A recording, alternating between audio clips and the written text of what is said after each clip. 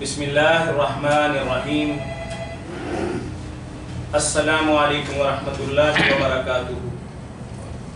فتاوی on line کے ساتھ میں ہوں آپ کا میزبان میاں طاہر۔ اسلامی تعلیمات اور سوال و جواب کا یہ پروگرام ہر اتوار عصر تا مغرب آپ کی خدمت میں پیش کیا جاتا ہے۔ آپ بھی اپنے مسائل کے حل کے سلسلہ میں ہم سے رابطہ کر سکتے ہیں۔ رابطہ کرنے کے لیے ہمارا ٹول فری نمبر ہے 080011777۔ فتاوی آن لائن اس پروگرام میں آپ کی طرف سے آنے والی فون کالز اور براہ راست پوچھے گئے سوالات کے جوابات حسب معروف مذہبی اسکالر، ممتاز عالم دین، وحدت امت کے داعی، میری مراد مفتی مولانا محمد اسحاق مدج اللہ العالی ہے۔ کال کرنے کے لیے ہمارا ٹول فری نمبر دوبارہ نوٹ کر لیجئے 080011777۔ جی مولانا، ہم اپنے پروگرام کی ابتدا چند تحریری سوالات سے جو ای میل کے ذریعے ہمیں آتے ہیں ان کے ذریعے ہم اپنے پروگرام کی ابتدا کرتے ہیں۔ تو ایک بھائی نے ہمیں سوال پوچھا ہے کہ پرائز بانڈ میں نکلنے والا انعام جو ہے وہ شرعی اعتبار سے کیا وہ ہمارا ہی مال ہے، ہم اسے استعمال کر سکتے ہیں؟ قرآن و سنت کی روشنی میں آپ جواب مرحمت فرمائیں۔ یہ کال لے لیتے ہیں جی۔ السلام علیکم ورحمۃ اللہ۔ جی وعلیکم السلام۔ رانا طفیل بول رہا ہوں دبئی سے۔ جی رانا صاحب خیریت سے ہیں آپ؟ ٹھیک ہیں ماشاء اللہ۔ الحمدللہ، اللہ کا شکر ہے۔ آپ سے پہلے تو آپ کو مفتی صاحب کو بہت بہت مبارک ہے۔ آپ واقعی یہ بہت بڑا کام کر رہے ہیں امت کو اکٹھا کرنے کا۔ اللہ تعالیٰ آپ کو اس کا جزائر دے۔ جزاکم اللہ وسلم۔ اور مفتی صاحب سے میں نے چھوٹے سے دو سوال ہیں۔ ایک تو یہ پوچھنا تھا کہ میں ابھی عمرے پہ گیا تھا تو عمرے کے دوران بھی یہ پابندی ہوتی ہے کہ جسم کا کوئی بال ہے تو یا کوئی مسئلہ اس طرح کا کوئی ہے اور خوشبو نہیں جانی، صابن سے نہانا نہیں ہے۔ ٹھیک ہے، مولانا نے آپ کا سوال سن لیا ہے اور جواب دے رہے ہیں آپ کے لیے۔ نہیں رانا صاحب ذرا رکیے گا۔ ٹھیک ہے، رانا صاحب کا مولانا دبئی سے ہمیں کال کر رہے ہیں۔ رانا طفیل صاحب ایک تو آپ کو مبارکباد اور درازی عمر کی دعا دے رہے ہیں اور آپ کے پروگرام سے بڑے خوش اور مطمئن ہیں۔ رانا صاحب کو اللہ خیریت سے رکھے۔ اور ان کا سوال پہلا یہ ہے کہ جب ہم حج کے لیے جاتے ہیں تو کافی پابندیاں ہوتی ہیں احرام کی حالت کے اندر، تو بھائی یہ فرما رہے ہیں کہ عمرے کی حالت کے اندر بھی جب احرام باندھا ہو تو وہی پابندیاں ہمیں کرنی پڑتی ہیں؟ یہی سوال ہے نا رانا صاحب آپ کا؟ جی ٹھیک ہے، جواب دیں گے مولانا۔ پابندیاں تو حج اور عمرہ دونوں کی رانا صاحب ایک ہی، کچھ پابندیاں لوگوں نے آپ ہی بنا دی ہے نا۔ مثال کے طور پر یہ ہو کہ بال نہ کوئی ٹوٹ جائے، حالانکہ منع تو رانا صاحب صرف ہے کہ کینچی یا اس طرح سے خود کوئی آدمی حجامت کرے نا، اپنی بال کاٹے ساری داڑھی کے یا بغلوں وغیرہ کے، وہ حرام ہے۔ آپ دوسرے نمبر سے کریں۔ چلے دوسرے نمبر سے کر لیں کال۔ اگر پھر آپ کو شاید ایسا ہے کہ کال تھرو نہ ہو تو انتظار بھی کر لیجئے۔ جی ٹھیک ہے، چلے پرائز بانڈ والے سوال کو نپٹا لیں۔ پرائز بانڈ ٹھیک ہی ہے، جس کا نکلتا وہ رہے۔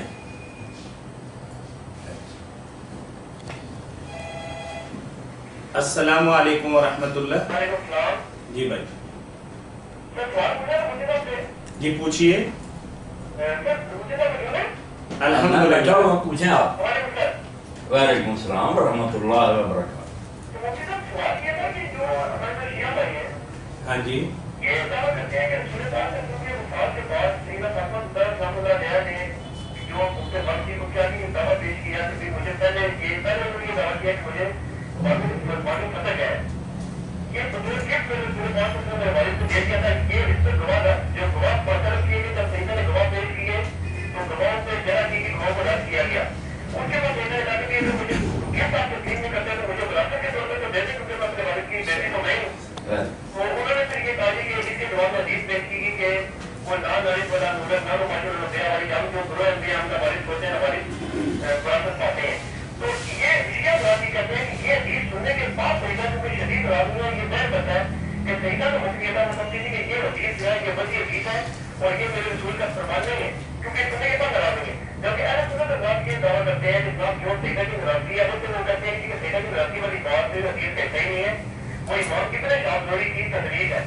اور بہت بات یہ کہتے ہیں کہ ناراضگی اگر تھی تو لوگوں کو پتا نہیں چلا، بیٹا تو مندر ہوتی تھی، لوگوں کو پتا نہیں چلا کہ طرف لوگوں کی کمال ہے، اور بہت آپ یہ کہتے ہیں کہ وہ راضی ہو گئی تھی.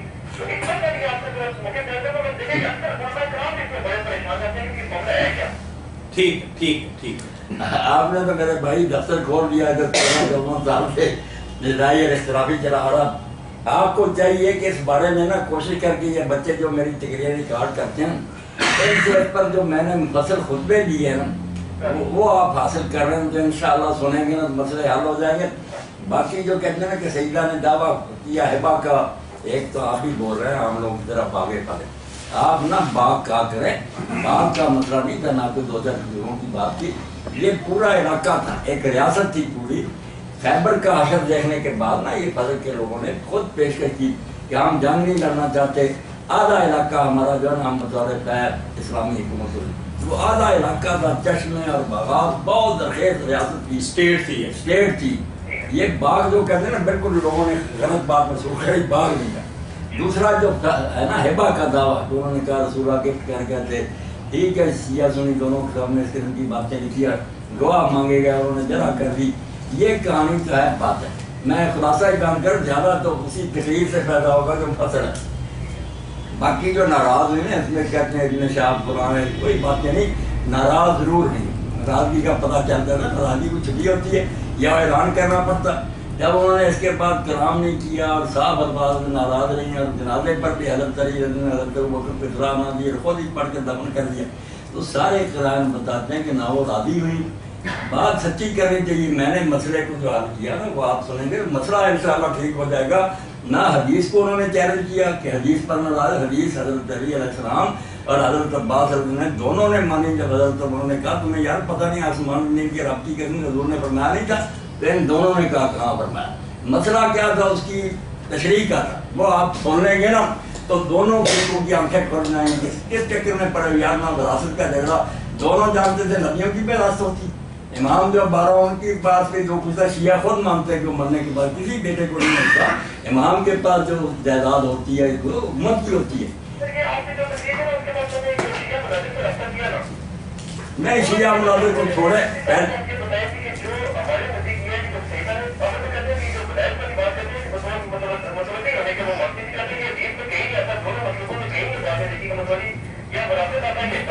نہیں بتا دیں گے، بالکل حوالے دیں گے. نہ ہبا تو بات میں ختم کر کے سوال سے بات تو بالکل بے بنیاد ہے. کوئی شیعہ اپنی کتابوں سے بھی نہیں ثابت کر سکتا. حدیث سننے کے بعد ناراضگی اسی لیے ہوئی کہ ٹھیک ہے حدیث تو ہمیں بھی معلوم ہے کہ وارث کوئی نہیں، مگر رسول اللہ کی جو چھوڑی جائیداد ہے یہ وقت ہے اس کے متعلق ہم ہیں. میں ایک مسجد بناتا ہوں، مسئلہ کہ میرا بیٹا کہتا ہے کہ ٹھیک ہے یہ ملکیت نہیں، نہ تقسیم ہو سکتی نہ بیع ہو سکتی، مگر میں مسئلہ نہیں پڑھنا چاہتا ہوں. کوئی برا مطالبہ بھی اگر کوئی دوسرا آدمی کہتا ہے یار میں کام کر رہا ہوں، حضور بھی سربراہ مملکت ہے میں سربراہ، مسئلہ ایک ہی تھا کہ وقف ہے، نہ وراثت ہے نہ ہبا کچھ بھی. اسی طرح علیہ السلام کے زمانے میں جا کر بھی شیعہ سنی دونوں میں تقسیم ہوا، انہوں نے اولاد کو دیا نہیں، جیسے وقف تھا حکومت کی تعبیر میرا. تو آپ تقریر سننے کے بعد شیعہ عالم کو کیا کہیں، شیعہ سنیوں سے پوچھتے رہیں گے یہ مسئلہ ہو ظاہر نہیں. اور شیعہ عالم کو میرے ساتھ ملا ہے، میں انشاءاللہ اپنی بھائی کی تسلی کروں گا. دونوں فریق مسئلہ ان کے نزدیک ایک ہی ہے، مسئلے میں کوئی اختلاف نہیں تھا. سوال یہ تھا کہ یہ جو زمین ہے موقوف وقف ہوئی ہے اس کی تحریر کس کو حوالے دوں گا، کوئی بناوٹی بات تو نہیں. نہیں ابن شہاب زوری سکون ہے سنت کا، اس کو جو مجبور کرتا وہ سنی ظالم. ابن شہاب اگر اس پر جڑا ہو جائے تو دین کہاں رہے گا، پھر ساری حدیثیں تو بھری ہے ابن شہاب.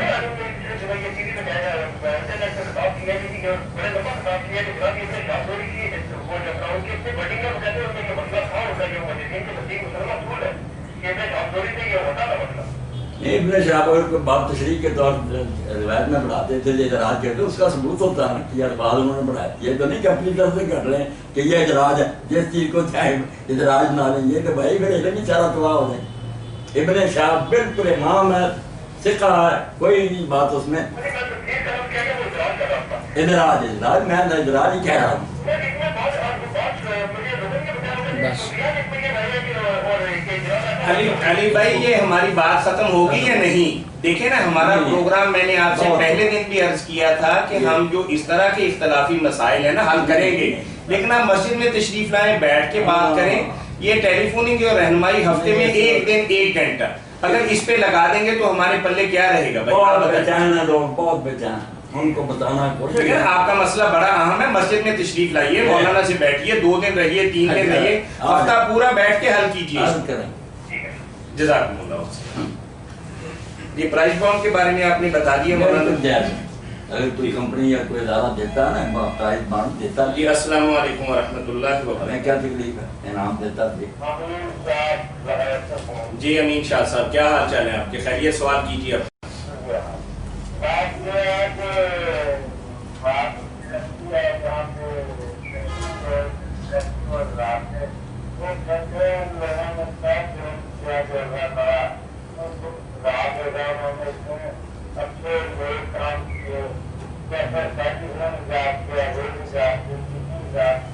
ٹھیک ہے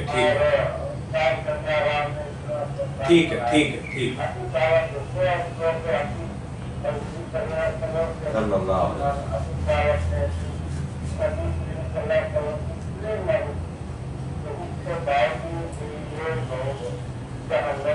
میں آپ کا سوال سمجھ گیا، اگر اجازت دیں تو میں مولانا کو دوہرا دیتا ہوں. مولانا بھائی یہ فرما رہے ہیں کہ اگر کوئی آدمی اللہ اور اس کے نبی صلی اللہ علیہ وسلم کو نہیں مانتا لیکن بہت ہی انسانیت کی خیر خواہی اور بہتری کے لیے اور ترقی کے لیے کام کرتا ہے، جیسے سر گنگا رام ہسپتال ہے، یہ میو ہسپتال ہے، یا باقی اس طرح ریل بنانا، یہ کرنا وہ کرنا، تو ان لوگوں کو تو اجر تو ملے گا نا، کیونکہ انسانیت کی فلاح اور بہتری کے لیے وہ کام کر رہے ہیں.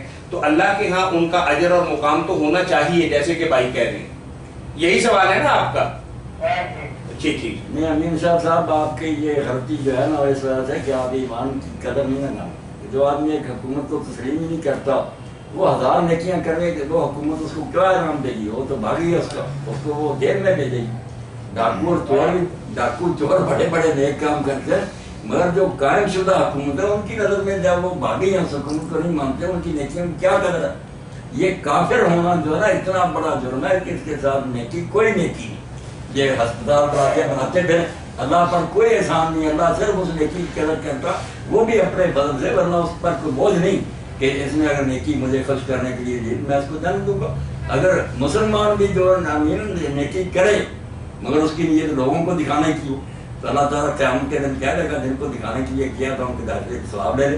اللہ کوئی مانگتا ہے کہ وہ کہے کہ جس طرح کی نیکی کرنی میں اس کا ثواب نہیں. وہ بادشاہ کائنات کا مالک ہے، صرف اس نیکی کی قدر کرے گا جو اس کے رسول کے کہنے پر اس کو خوش کرنے کے لیے کی ہو. ورنہ سب لوگوں کے منہ پر ماری جائیں گی کہ جاؤ باقی ٹھیک ہے. کافر بھی کئی طرح کے ہیں نا، سارے ایک طرح کی ہیں. آپ کی بات ٹھیک ہے، کچھ کافر ہیں ساتھ بدماش بھی ہیں، کچھ کافر ضرور ہیں مگر شریف ہیں، اسپتال بناتے مدد سے.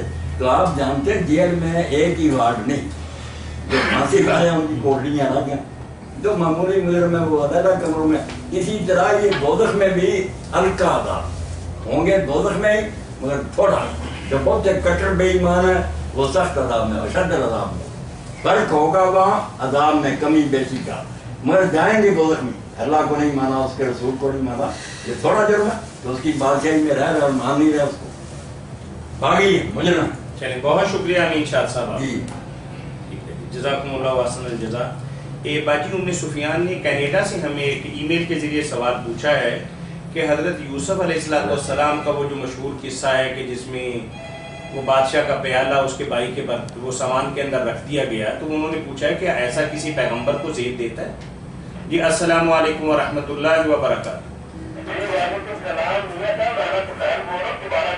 جی الحمدللہ الحمدللہ. کر دوں گا میں بتا دے رہا تھا. جی پہلا سوال ان کا یہ تھا کہ پہلا سوال تھا کہ حج اور عمرہ کی پابندیاں ایک نہیں، دونوں کی ایک.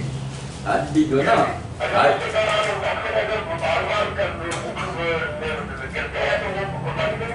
نہیں سونے شرطیں دونوں کی ہے کہ حج میں کچھ کام اور بھی ہے، ملوا جانا اور بعض مدرسہ، مگر مکہ کے اندر جو کام ہے نا طواف کعبہ صحیح سبا ملوا کی، یہ تو ایک ہی احرام باز پابندیاں ایک ہی. مگر یہ پابندیاں جو ہے نا بال گر گیا، آپ نے گاڑی پر ہاتھ پھیرا، کوئی گر گیا یہ سر پر، یہ سے کوئی دام نہیں لازم آتا. بے شک آپ جتنی مرضی خارج کریں اور سارے بھی جانتے ہیں نا باہر, کوئی دام نہیں ہے.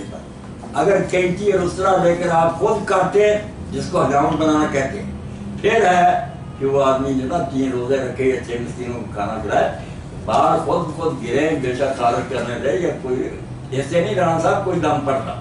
یہ جو کہہ رہے نا کہ نہائے مر کر نہائے, اس میں جو کچھ بال گرے گرتے گرے, بس کینچی اور اس طرح سے جان بوجھ کر کہ میں بال کاٹ رہا ہوں, یہ کام نہیں کر سکتا.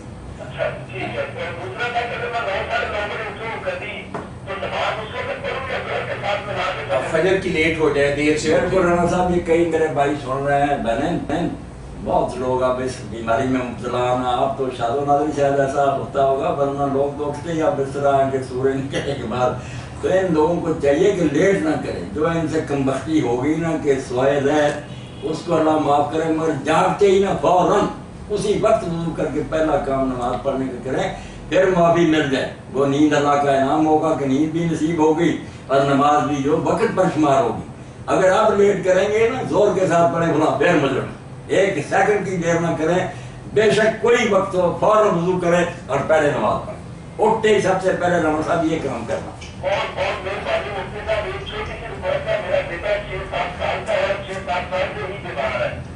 تو مہربانی کیجیے, اس کے حق میں دعا کیجیے گا. آپ کی دعا میں اثر ہے, آپ کو اللہ تعالیٰ عمل کی جگہ دے انشاءاللہ بیماروں کے لیے, اور خاص طور پر رانا صاحب کہہ رہے ہیں کہ پیدائشی بیمار ہے. اچھا رانا صاحب آپ لائن پہ رہیے گا, مولانا سے ایک سوال پوچھیں کہ آپ کے مسئلے سے متعلق سب بیماروں کو شفا دے اللہ پاک. ٹھیک ہے. رانا صاحب نے پوچھا نہانے کے بارے میں. مولانا بعض لوگوں کو یہ اشکال آتا ہے کہ یہ جو صابن آج کل ہم استعمال کرتے ہیں, تو اس کے اندر تو ایک بہت زیادہ خوشبو وغیرہ بھی ہوتی ہے, اور نہانے کے بعد بھی کافی دیر تک وہ برقرار رہتی ہے. تو کیا ایسے صابن سے ہمارا احرام کی حالت کے اندر غسل کرنا مناسب ہے؟ میاں صاحب اگر کوئی ایسے صابن سے پرہیز کرے نا تو بڑی اچھی بات ہے, مگر یہ خوشبو لگانا نہیں, جس کو کہتے ہیں نا کوئی اپنی خود خوشبو جو ہے نا عطر وغیرہ لگائے, منع جو ہے خود خوشبو لگانا ہے. ورنہ اسی لیے لوگ کہتے ہیں کہ حضرت اس کو بوسا نہ دی, اس کو لگی ہوتی ہے, اس کو لگی ہوئی. کیوں؟ حضرت انس رضی اللہ عنہ اس کو چومتے تھے, خوشبو بھی لگ جاتی تھی. خوشبو خود اپنی مرضی سے لگانا وہ منع ہے.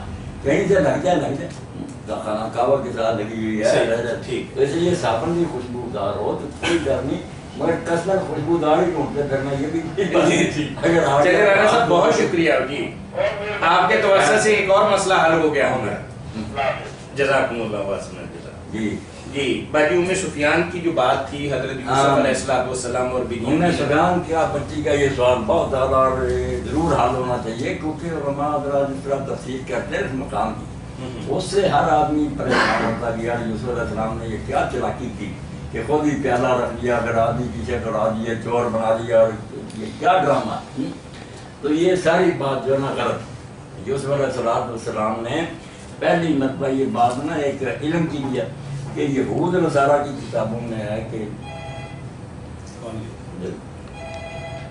السلام علیکم ورحمۃ اللہ.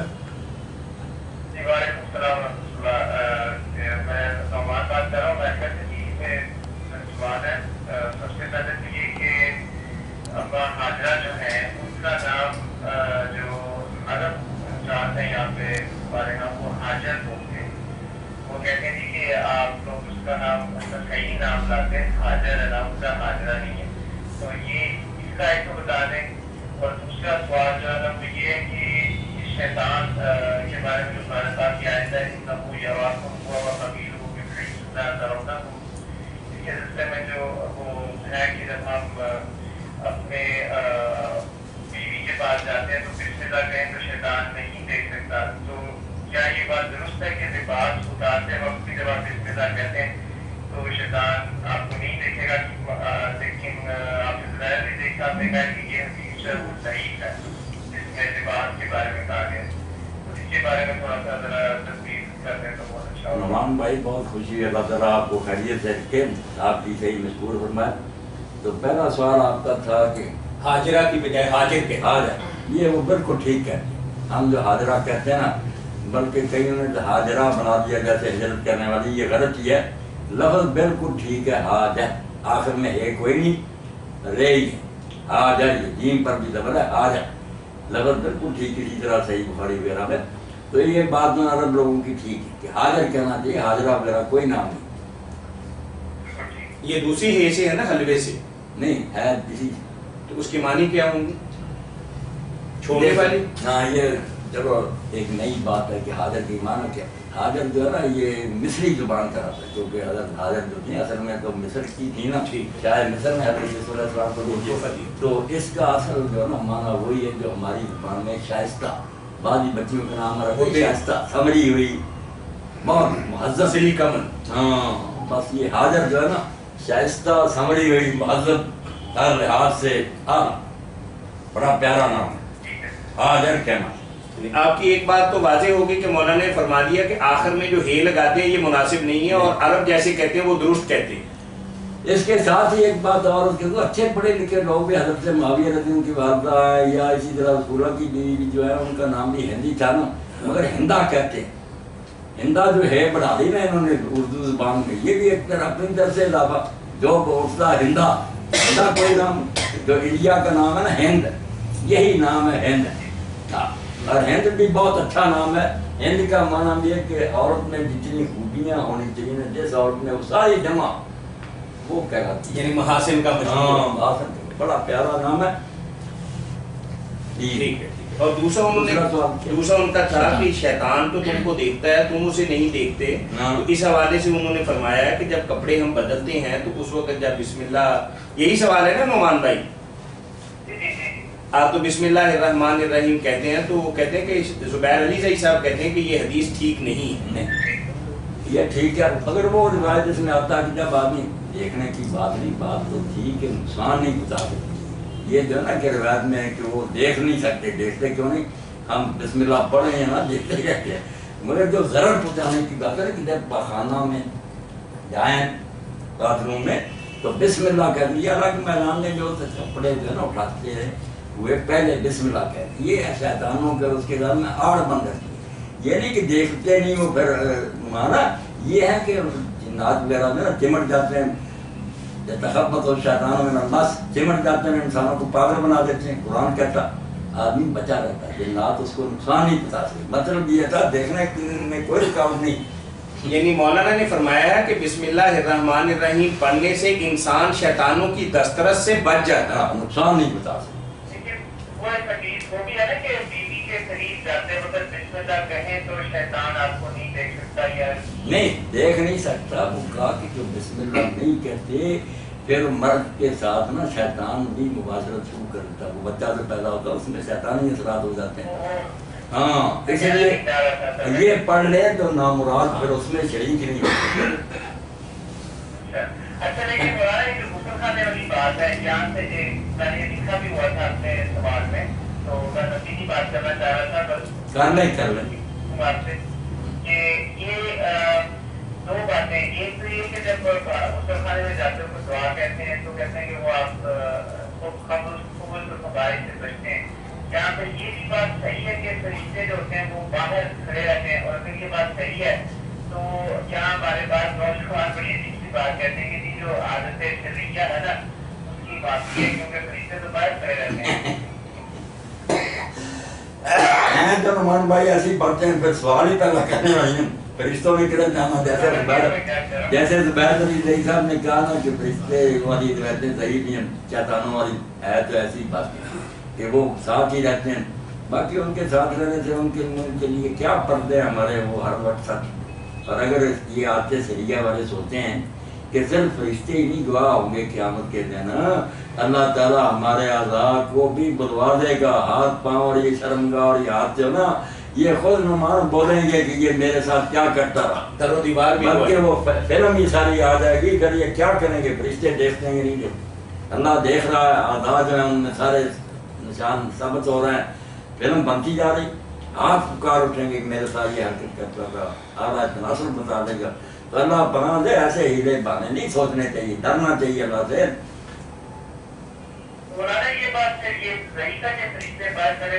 نہیں فرشتے کہیں نہیں جاتے، فرشتے ساتھ ہی جاتے. بہت بہت شکریہ. چلیے بہت اچھی بات پچھلے ہفتے کی حاجر کی بھی اصلاح ہوگی اور شیطان والی بات، اور بہت اچھی بات آپ نے بتائی کہ یہ کلمات سے کرتی کہ ہندا کوئی نہ لکھے نہ پڑھے ہند کا کہ ایک مسلمان شیطان کی دسترس سے بچ جاتا ہے. بس. اچھا نعمان بھائی آپ سے بہت زیادہ معذرت کہ جیسا کہ آپ نے مجھے میسج بھی کیا کہ پچھلے ہفتے ہم پروگرام نہیں کر سکے. الحمدللہ آئندہ ایسا نہیں ہوگا جی انشاءاللہ. چلیں بارک اللہ فیک. یہ حضرت یوسف علیہ السلام کی بات سارے میرے بھائی مشرق مغرب سے سن رہے ہیں. پہلی مرتبہ یوسف علیہ السلام نے اپنے نوکروں سے بھائیوں کے پیسے رکھوا واپس. کوئی ارادہ ان کو چور بنانے کا نہیں تھا، نہ ان کو کسی نے پکڑا کہ تمہارے نانوں میں پیسے ہیں. وہ لے گئے. ارادہ تھا کہ بھائی جو ہے ان کی حالت پتلی ہے، ابا کی بھی تنگ ہے، رات تو ابھی کھولنا نہیں تھا، مدد کرنی کہ جائیں گے تو اپنا گزارا کریں گے. اور دوسری مرتبہ یوسف علیہ السلام نے خود ہی بادشاہ کا اور پیالہ کوئی نہیں، بادشاہ کی آپ کا پیالہ، اور وہ پیالہ جو نا سونے کا تھا، بہت قیمتی تھا، وہ خود رکھا. ایک باری پر یہ جنریٹر چلانے اللہ یہ مولانا آپ حضرت یوسف علیہ السلام کے حوالے سے بات کر رہے ہو. میں بیان کر رہا تھا. جی جی. جس طرح پہلی مرتبہ انہوں نے جب اپنے بھائیوں کے سامان میں رکھوائے پیسے، اس وقت کوئی چور بنانے کا تھا، سب سمجھتے ہیں کہ امداد کی چور. دوسری مرتبہ میں انہوں نے یہ قیمتی پیالہ بھائی کے جو سامان میں رکھا، کوئی ان کی یہ اسکیم نہیں تھی، کوئی چور بنانے کا ارادہ نہیں تھا، دماغ میں یہ بات نہیں تھی کہ یہ ہو جائے گا. بڑے غور سے میری بات سننا. نہ انہوں نے کوئی ہلا کی. وہ تو جب معاملہ سامنے آیا تو اللہ کہتا خدا کتنا یوسف، یہ سب کچھ کام ہم نے یوسف کے لیے کر دیا، ورنہ یوسف کا خیال تک نہیں ہوا. کیا انہوں نے پہلے کی طرح بھائی کی مدد کے لیے وہ قیمتی پیالہ رکھ، میرا بھائی اور ابا جی اس کو استعمال کریں گے. اس کے بعد انہوں نے کسی کو نہیں کہا کہ میرا پیالہ گم ہو گیا ڈھونڈو. جو بیچارے ملازم تھے نا، خادم تھے، ان کی جان کے لالے پڑ گئے کہ شاہی جام گم ہے، ہمارا کیا بنے گا. وہ خود دوڑے. انہوں نے پیچھے حوالے دی کہ قابلے والوں تم چور. انہوں نے کہا یار ہم تو یہاں اللہ خریدنے ہیں کہ چوری کرنا ہے. اب ایک بات اور جو اللہ نے کی، ورنہ پھر یوسف علیہ السلام کے پاس بھی لے آتے تو آپ بھائی کو نہ پھر بھی رکھے. اس لیے اللہ کہتا ہے سارا کام تو میں نے کیا، جو یوسف کے دماغ میں بھی نہیں تھا. انہوں نے پوچھا کہ اگر نکلا سامان پھر کیا؟ جو مصری قانون تھا اس کے مطابق جرمانہ ہو سکتا تھا. یوسف علیہ السلام رکھ نہیں سکتے، کیا ہو